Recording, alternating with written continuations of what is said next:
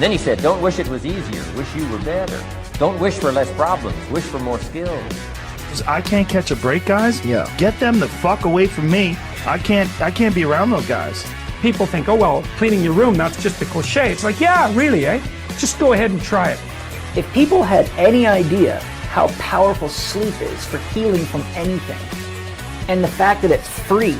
My mind is absolutely bulletproof, solid as a rock. Podcast. Buongiorno, ladies and gentlemen. Welcome to another episode of the Fighting Fit Show. Today it is myself and Christopher. Hello, Chris. What's up? The topic of today's podcast is going to be a beginner's guide to moving like a pro. So Chris is going to be taking the lead today. He is more of an expert on this area than I am. I am a mobility neglector, I am ashamed to say. But we're hopefully going to learn a couple of things from Chris today that we can use to implement to be more mobile, have better posture, and move like a pro. So Chris, I'll let you take it away. Okay, so when you're trying to move your body in general, you want to move from your spine out, okay? Your spine is the center of the movement, and all of your movements originate from there. So your spine is connected to your brain, it goes all the way down, and then all your extremities come out and your nerves spread out from your spinal cord. So it's important to make sure that that is in the right place when you go to start moving. So your spine does a few different things. See if you can bring up the pictures there. Basically flexes and extends. That's where flexion is where you bend over and you round your back. Extension is where you stick your chest out, you lean right back, and then it laterally flexes. It flexes to the side, and then it flexes to the other side, and it also rotates in both directions as well. There's a lot of different joints to it, but in general, all you want to know is that your spine needs to be stable for the majority of movements.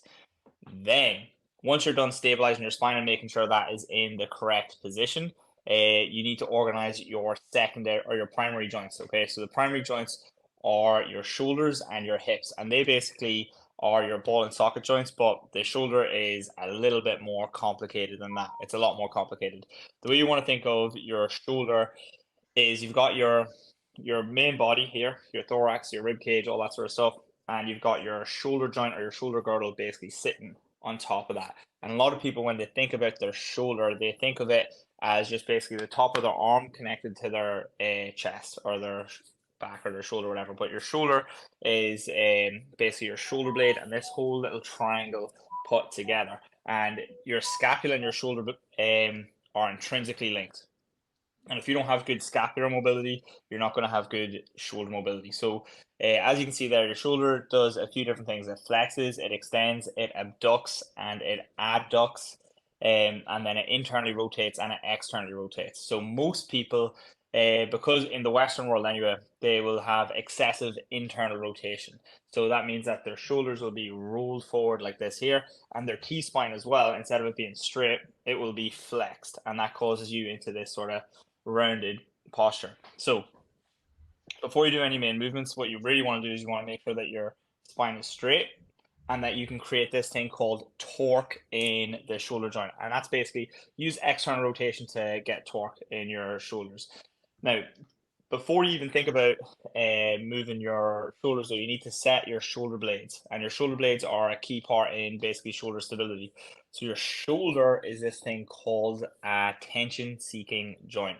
It will look for tension in one of three places to produce force. So your shoulders will produce tension, or they'll look for tension where your shoulders are rounded and forward, and they'll lock here, and then you'll try and produce force from here. This is not a good place to push from and can lead to injuries and will wear away at the shoulder. It will also look for tension up here and forward as well, and it will also look for tension back and down. The place that you want to keep your shoulders from most movements is back and down. You want to keep your shoulder blades nice and tight together and stable so that when you go to push, they don't separate, or that they do separate with conscious intention where they can glide or retract and protract with your arms. But what you don't want them to do is to slide and dump up here when you go to produce force from it, because that's where all the little wibbly wobblies come in and where you get little injuries and niggles into the tendons and all that go in and around your shoulder. So to help stabilize your shoulder blades and get good at retracting and depressing, you can do that with TRX scap pulls. You can do it with dead hang scap pulls. But once you have them retracted, you want to learn how to externally rotate. So external rotation is where you basically rotate your wrist behind your body, like this here. And when you do that, you'll feel all the external rotators switch on and lock in. So if you want to do it right now, sit up nice and tall, pull your shoulder blades together. All right, pull your shoulders down, pin your elbows to the sides of your rib cage, point your thumbs up, and just rotate your thumbs so they point out. And then try and get your thumbs behind your back.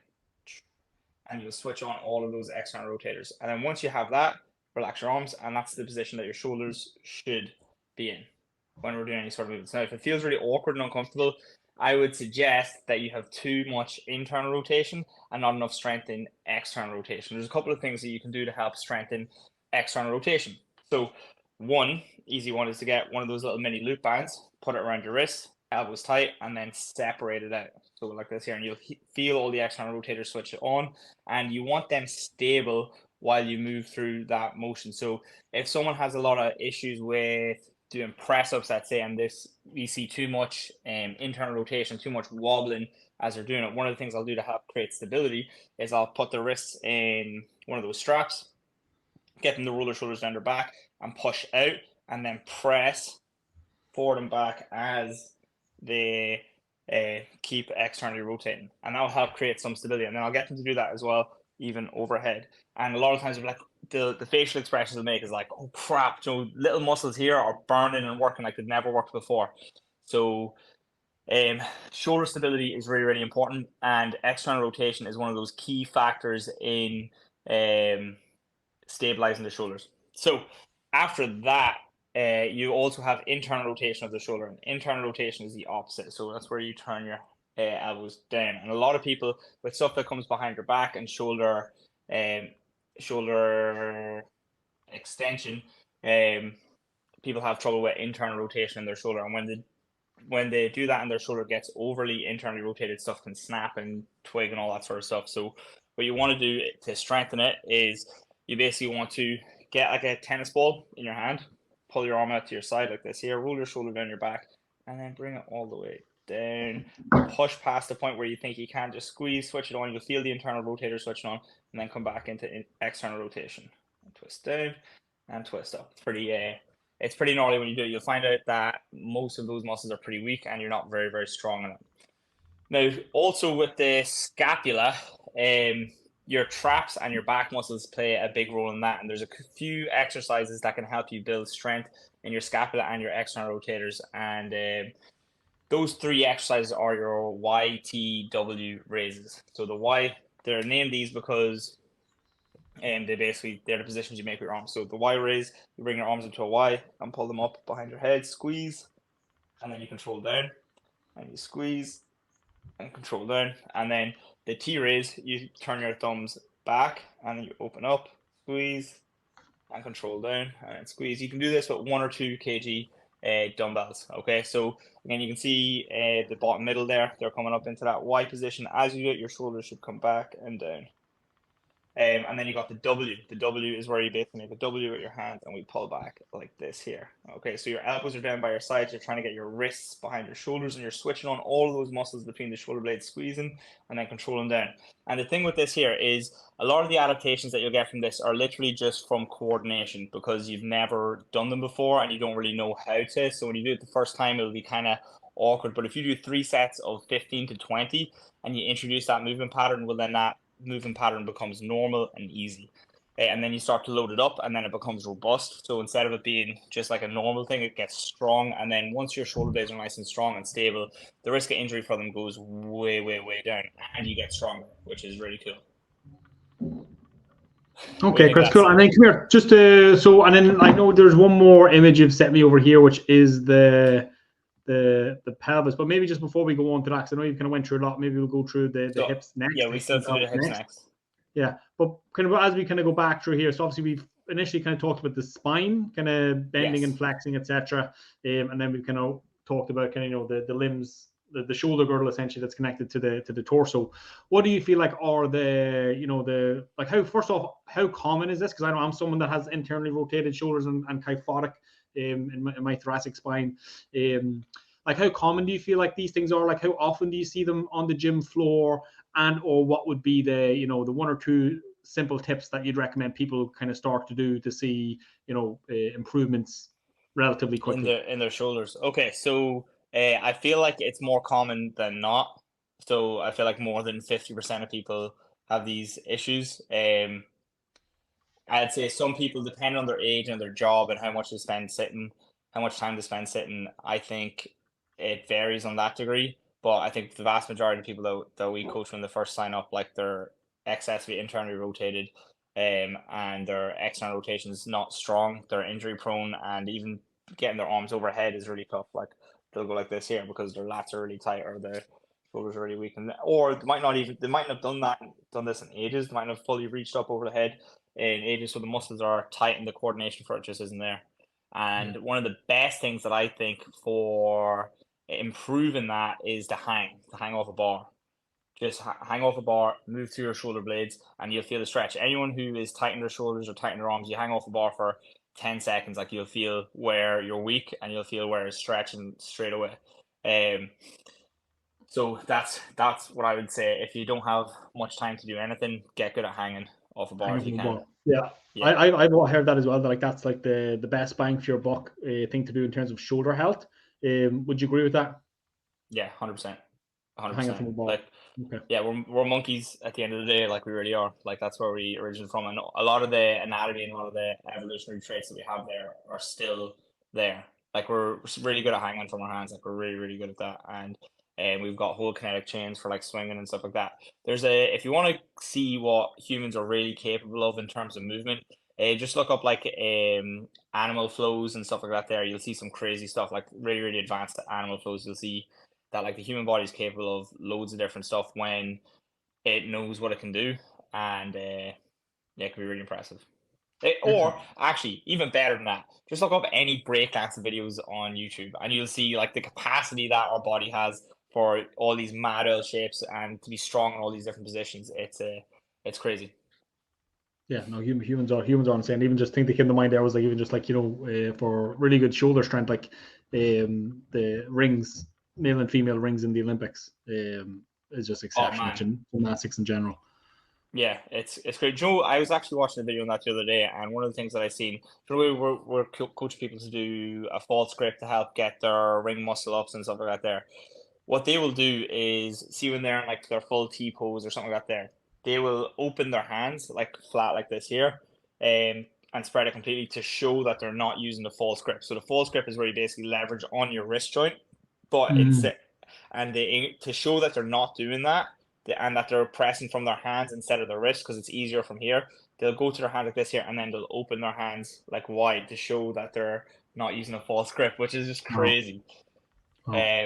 So yeah, that's insane. The gymnastics actually as well. If you want to get real strong with your shoulders and wrists and elbows as well, I'd say recommend practicing handstands, being upside down, your hands and then to push. So hanging would be one, and then the opposing one for that, just to keep everything clean, would be practicing handstands or wall walks, or even just like down dogs, putting weight onto your hands in the opposite direction for scapular depression, elevation, and that.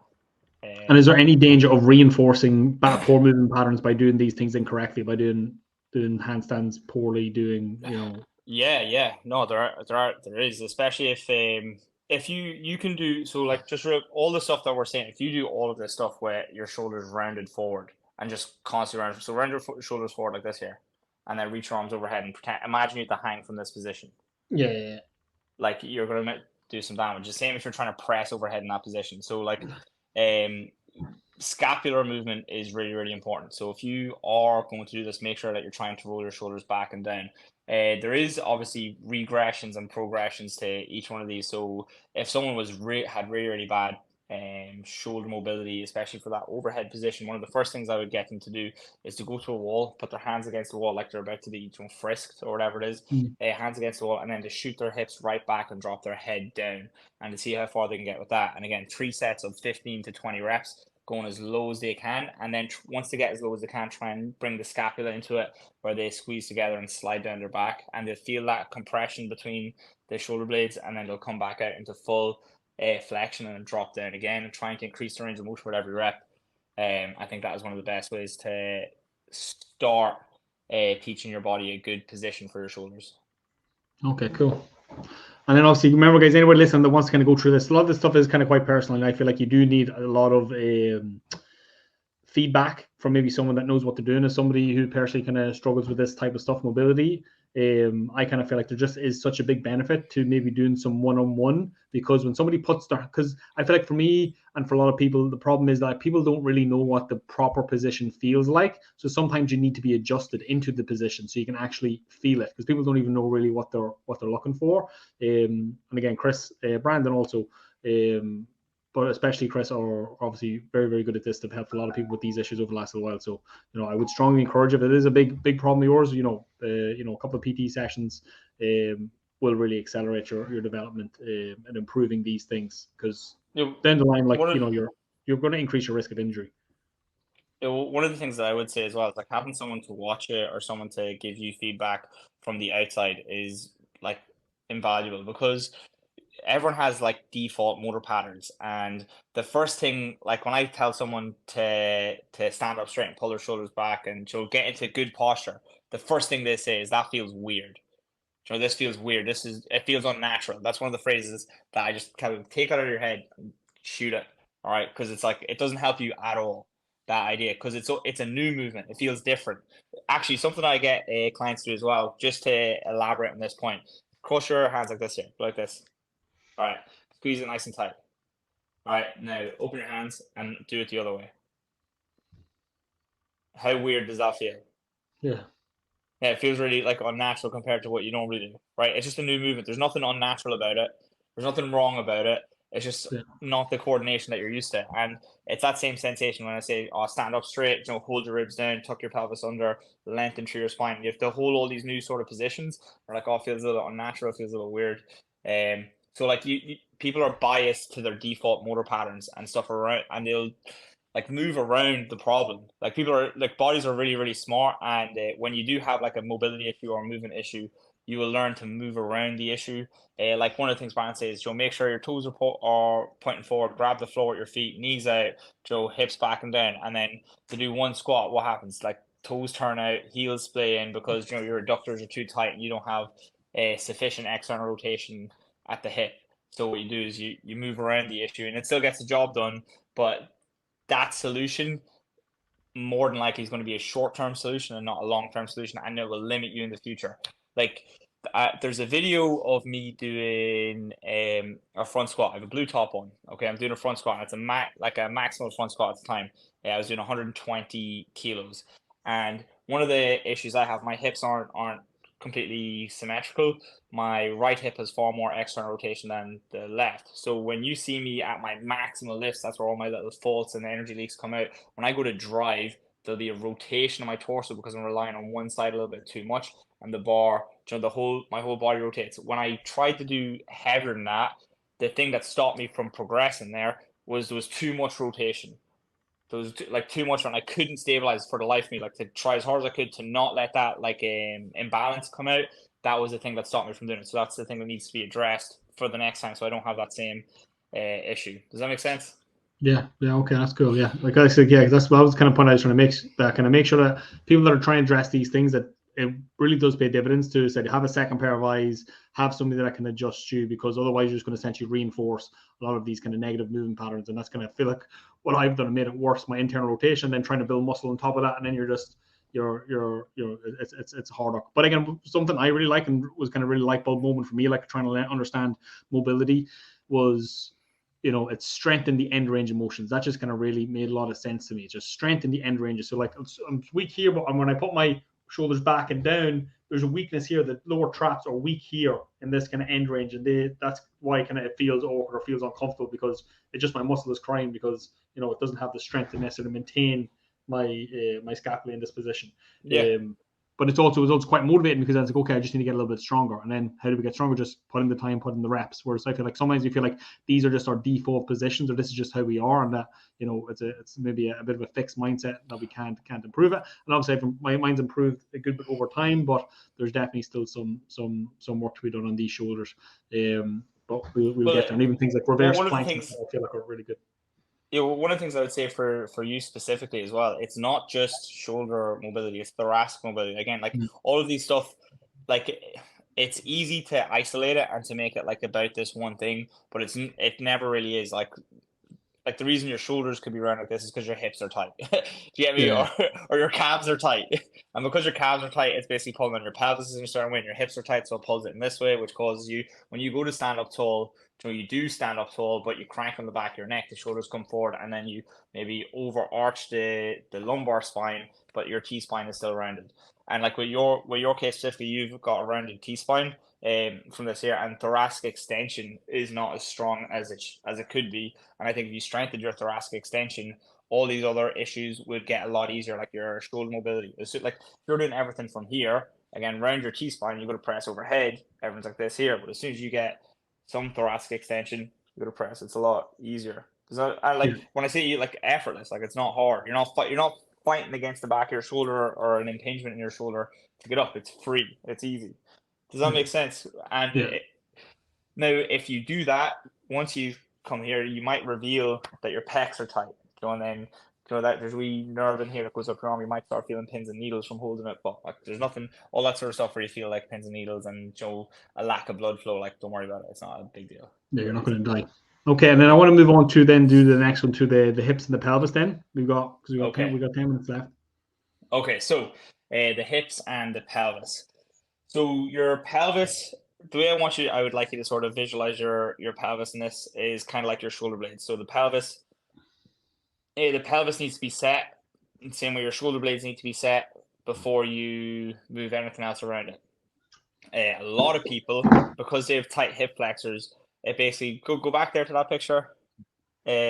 So in the front of the pelvis, on the right there, you'll see that there's like a point on the top of it, in the front of it. Okay, so let me see. How can I explain this?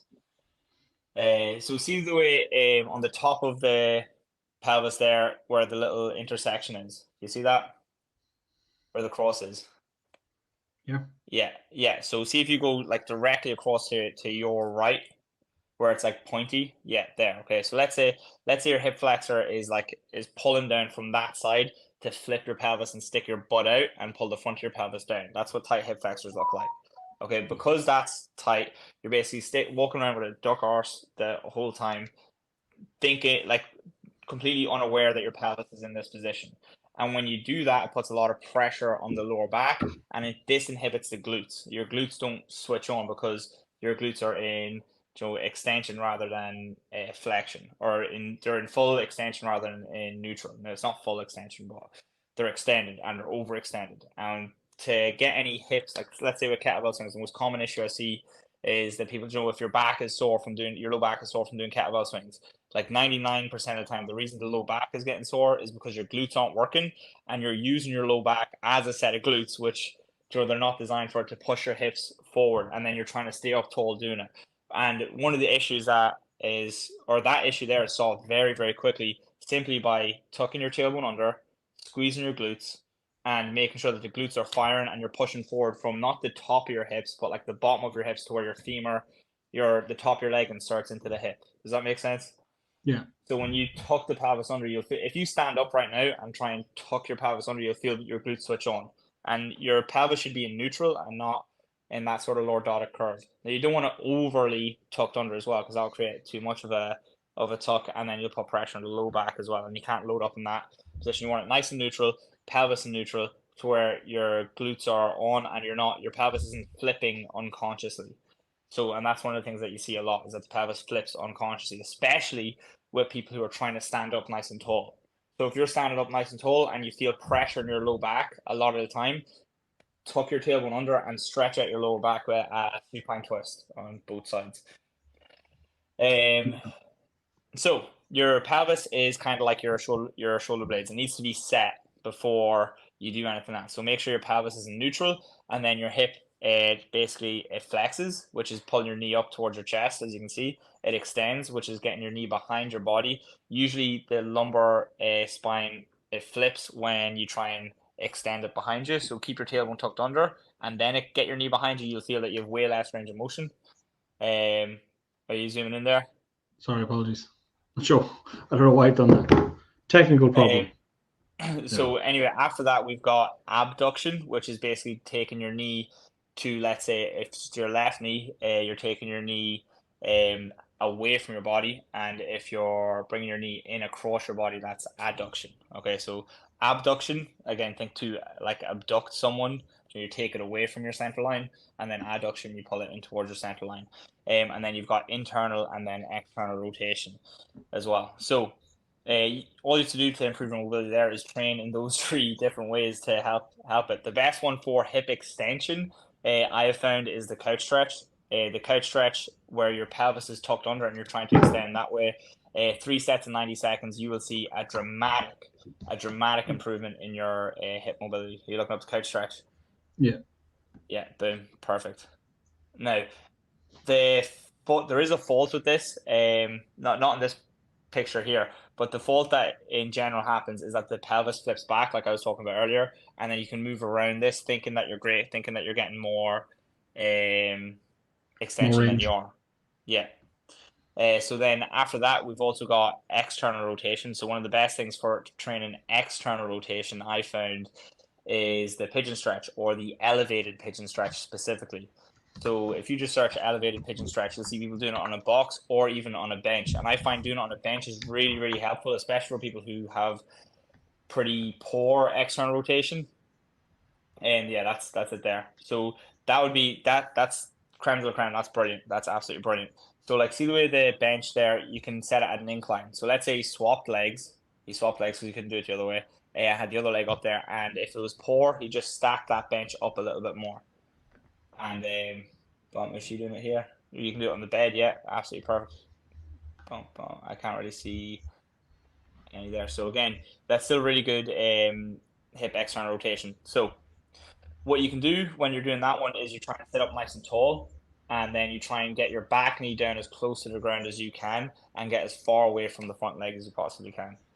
And that will help you train your external rotation. Then what you can do as well is you can start loading it up. So when you're in that position, one leg is supporting you. Instead of using your hands to help support you, go completely body weight.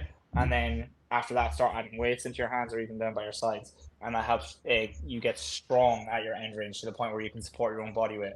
And when you can do that, your hips feel way stronger and way more sturdy.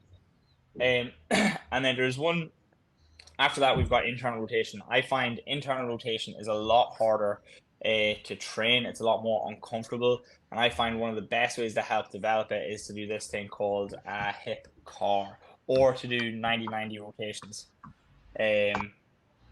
So the 90-90 rotations, you basically sit onto your butt and then you basically drop one knee in towards your center line. What is that? Why are we looking at cars? Hip cars.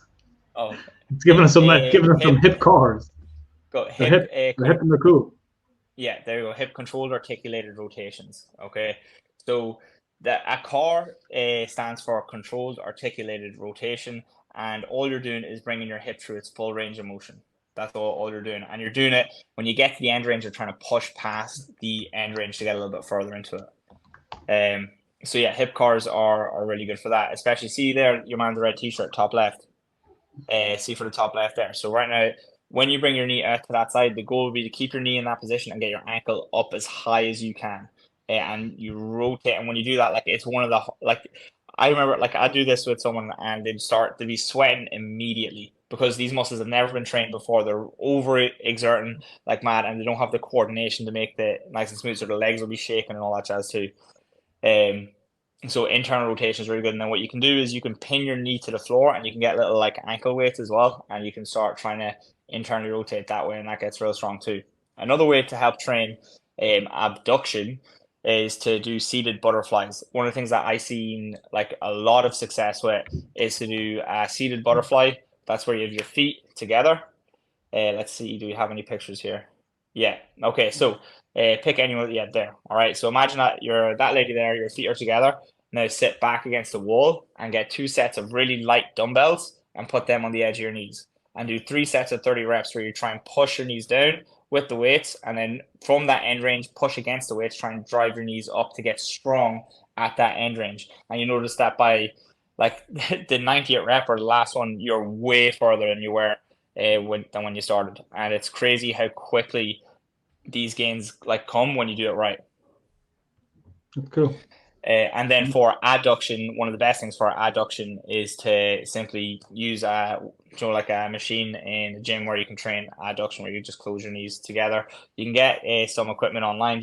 It kind of looks like an infinity loop, and it's just a wee hinge you put it between your knees. You try and close your knees, and then open them and close and open them. Things like you can also, I think you can get a yoga wheel as well. A yoga wheel. I think that's what they're called. These yokes. No, not them. No. But they're there. No, it's not them. But they're kind of like that, but they're more bendy. Obviously, they're like that, but they're kind of bendy. You get kind of. Yes, I know which one. Yeah, 100. I know exactly what you mean there. Yeah, I can't think of the name. These are actually really good for a thoracic extension. Yeah, that's it. That's what I was going to say next. So and for rolling as well. And from here, see if you do have a yoga wheel, cross your arms, lay back, and try and roll back and forth on it, and then do the same thing with your arms overhead, and you'll have to improve your overhead position. But after that, with the hips, so anytime you're organizing your body, right, you want to do it from the spine out. So you stabilize your spine first. Here's how you stabilize your spine. You stand tall, you knit your ribs and your abs together, you tuck your pelvis under, and you draw your belly button in and squeeze your core, okay? And you try and hold a hollow body position.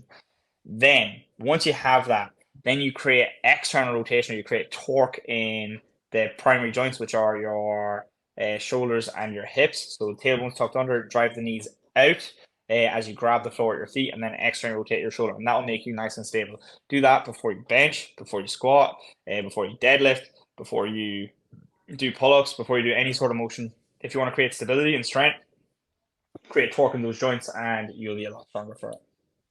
Excellent. Amazing, Chris. Yeah, no, honestly, so important. One of these things is not the sexiest topic in the world. It's not fat loss or building muscle, but again, it really should be the foundation of everybody's movement practice. So I hope everybody got something valuable from this today. Again, if you want to ask some questions, especially if you're a client, feel free to send in maybe some video footage, have a chat with Chris before or after a class, or as I said, you can always schedule a PT session as well. He'd be more than happy to help you. Again, Chris is definitely, I would consider him to be an expert in this area. Brandon is also pretty well versed also. So they would kind of be your best bet if you want to kind of work on your own mobility. But remember, guys, mobility is a strength in the end range of motions. You have got the capacity to do all of these things. You just got to pay the beginner's tax, put in the time. And again, because it's not sexy, I personally neglect it. A lot of people neglect it. We rather train to get fitter, to get faster, to get stronger, to get leaner.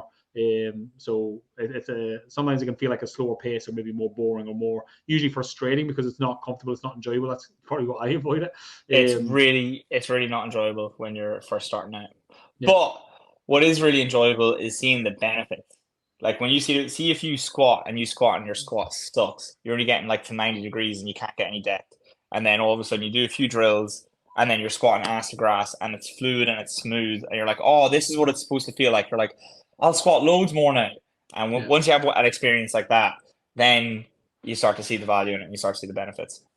Yeah, 100%. All right, guys, appreciate your time. Thank you for listening to us today. Make sure to like, share, subscribe, do all that good stuff. Spread the good word. Appreciate your time listening, and we will see you again next week. Peace.